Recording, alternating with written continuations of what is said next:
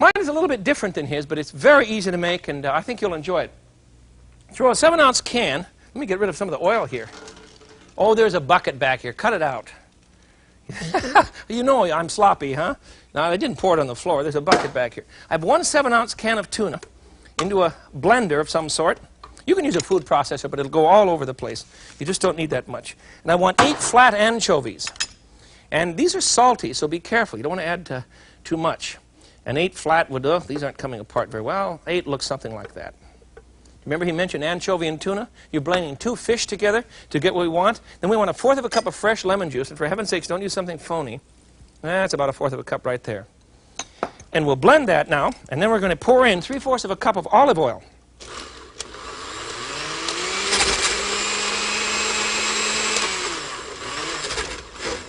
Sometimes you have to pack this down. If you weren't watching, this would work right away.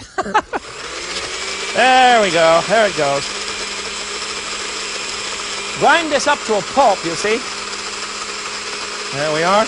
Now we're going to pour in, while it's running, we're going to pour in 3/4 cup of olive oil. And we're going to make a mayonnaise. A mayonnaise of this mess.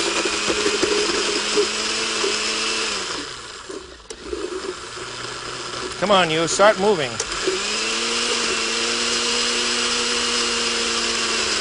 There we go. If you get an air bubble in this, it simply will not cooperate. So we have to... There it goes. It's about time, huh? There it is. Now, very simple to make this, and what you have is a terribly rich dish. Literally a mayonnaise of tuna. A mayonnaise is simply an emulsion, an oil that's in an emulsion, you see.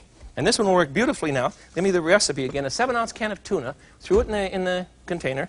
We austerized it with 8 flat anchovies. We added 1/4 cup of lemon juice. And then after we blended that for a bit, we added 3/4 cup of olive oil. Now to that, I'm going to add some capers. And we'll be all ready for a lovely dish that we can put on, well, let me show you. It's great on cold meats. For instance, some cold chicken. Tonata! Tonata! It's very versatile stuff. There we are. Tuna mayonnaise. There we go. All right, I'll put that in front of you. It's very common. Remember, he said he served it on veal. You can also serve it on pork piccata, or on pork veal cooked in a similar way. A delicious dish. And let me show you one more. If you take some hard-boiled eggs, let's make a little quick bed of lettuce here for them. If you put some hard-boiled eggs on a platter, you can make something called eggs tonata. There we are. The egg is simply served, cut in half, hard-boiled egg, whoops, lay down yolk. This is a marvelous antipasto. You know what antipasto is? It means before the pasta. That's what it means. And pasta is very common in Italy. It has been for a long time. They want to serve a pasta dish before the main course. It isn't, you don't eat pasta in Italy. You have pasta before you have other things, you see. So you serve hors d'oeuvres before the pasta, and you call it something like antipasta. Or beforehand, you see, before the pasta. Put a little tuna sauce in the center, and we have eggs tunata. Isn't that gorgeous? It's a lovely dish, and common again in the northern regions. Now, Italian cooking has all kinds of possibilities, and I found a place in San Francisco called the Little City, and this gal is so clever. Let me show you what she does.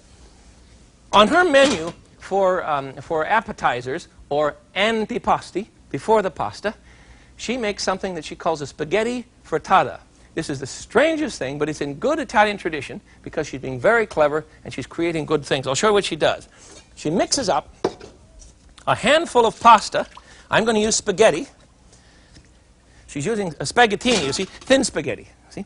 And in it, I'm going to just guess at her recipe. And I'm pretty close to what she does. I'm going to suggest an egg into the bowl. The spaghetti's cold, of course. And we don't need any garlic, but we do need some salt and pepper.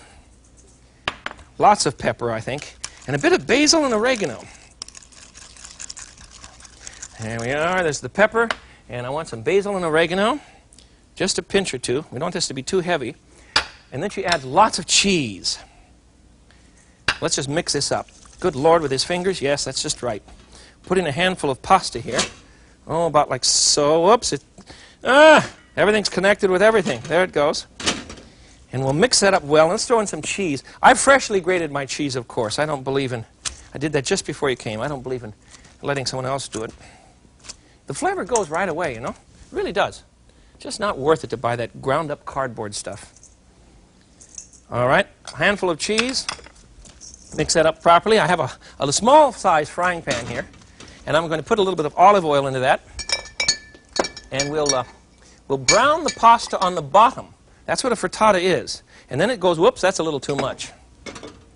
Don't use that much olive oil. There you go. Or you'll kill yourself. You don't want to do that. Now, I have in my pan then 1 egg whipped up, a little bit of salt and pepper, a bit of oregano, basilico or basil, and some cheese. And I'm going to place that in a pan and brown it on the bottom. Here it's sizzling away. It's doing great.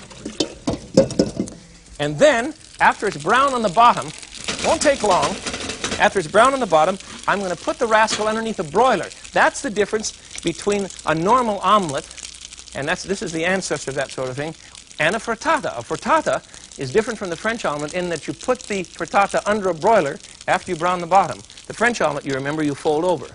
So she's made a dish out of a spaghetti with egg, you see, and calling it frittata, because now we're going to put some more cheese in the top.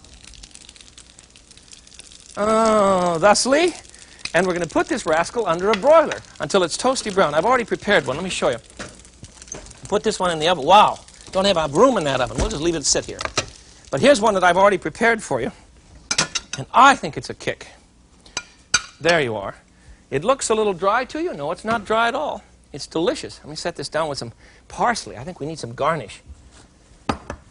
Look at the pile of good things and we haven't put a bit of tomato sauce anywhere. These are all typical northern dishes, and I think they're just lovely. There, do you want some more? Let me give you some more.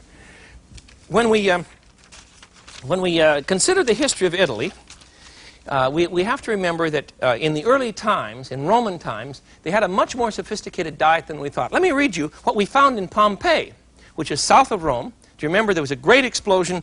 What was it, 79 AD, something like that? I'll give you the date on this. Yes, Pompeii blew up in 79 AD. And as you wander into Pompeii, still you can go and see this. You can go into a bakery shop, and here is the baker, and furthermore, he has several loaves of bread, and we can tell what kind of things he was cooking. Incredible place.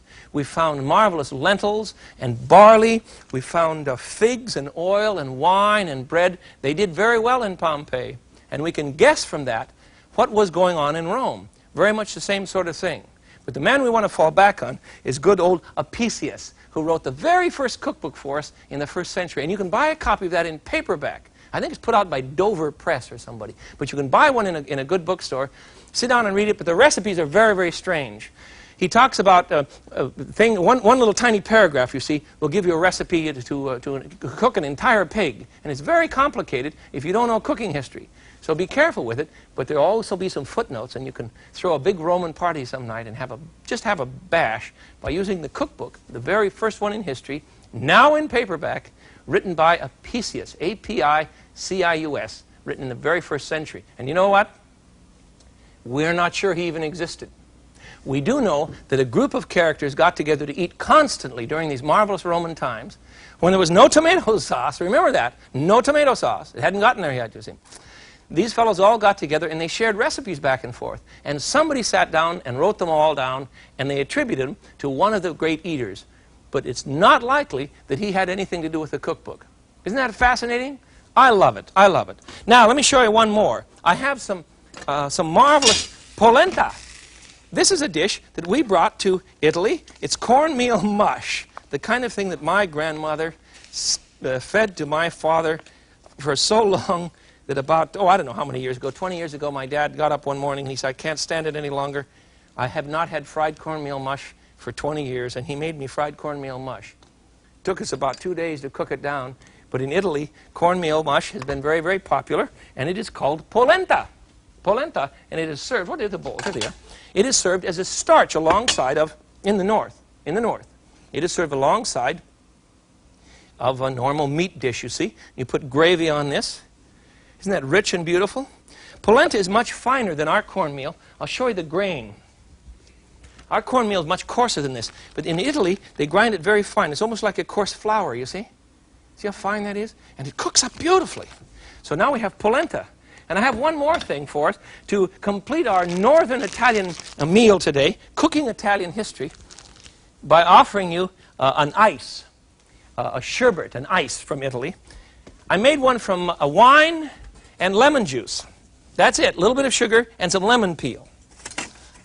There it is. If you don't know what this gadget is, I know it looks strange to you, but this refrigerator makes ice cream by itself. It's the strangest thing. I love it.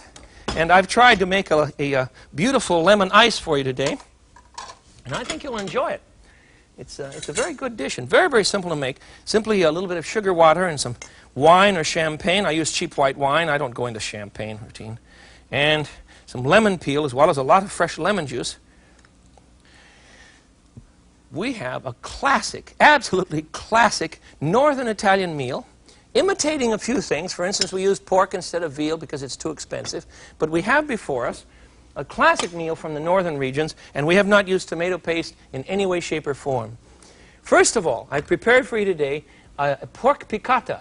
Flour the pork, brown it quickly, throw a little bit of garlic into the pan with your olive oil, salt and pepper the meat, then throw in a little bit of wine, lemon juice, remove the meat from the pan, reduce the sauce with a few capers, and then pour the meat back over the sauce, shake it into the pan, it's thickened up, you see, put it on your plate, and just go crazy. It's absolutely marvelous.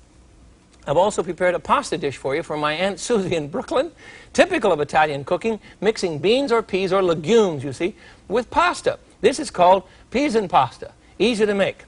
I prepared a tuna sauce for you, which is a can of tuna fish, 3/4 of a cup of olive oil, 1/4 of a cup of lemon juice, and 8 anchovies. Not in that order. Remember, add everything else before you put in the olive oil. Whip it up, pour the olive oil in slowly so that it thickens and turns to a mayonnaise. And I've used that same dish, tonata, on eggs, so that we have an egg tonata, you see? Lovely thing. And then we've prepared some cornmeal mush, high-class style, and it's called polenta. We have a spaghetti frittata, and finally, a bit of lemon ice. And with that, a champagne ice, you see. And with that, we can celebrate Italian history. Next time you go into an Italian restaurant, try and figure out which region they're from. You see, if they were from Venice, where Marco Polo had gone, they didn't know about pasta until rather late.